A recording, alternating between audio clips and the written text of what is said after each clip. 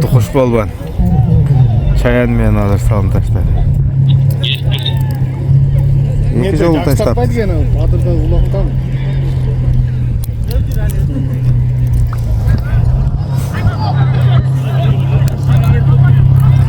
Yürügönde de ulak bolattır.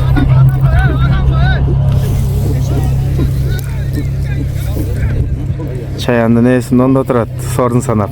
Kaçıncı salım oldu? İkinci. Urmat arkadaş. Hazır. Rahmancan'dan Edilaka'nın kosmosu da hazır. Taşladı bir. Şair balvandaken. Birini aşıp aldı okşaydı.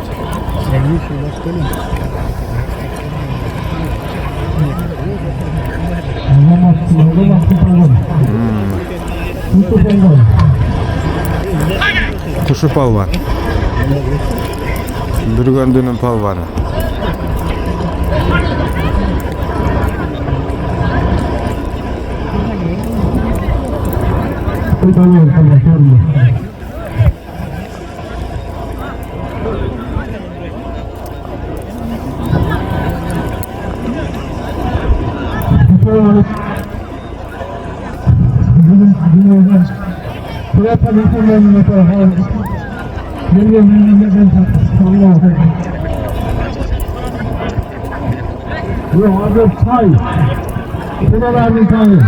Oho.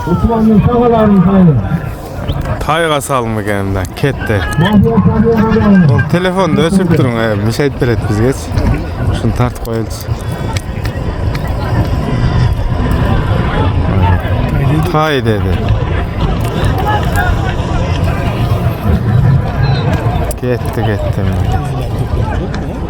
Kim apesiyem hazır. Taş gerek he? Aynen taşladı. Şunu bar tart vereyim şunu. Kosmos kaçıp ketki diyeyim. Çayan çok. Aydadın çayanda aydadın. Laki tukuş gitti tayga. Yakta görüşürler. Kimisinde çıkartasın Nurbek aytınça.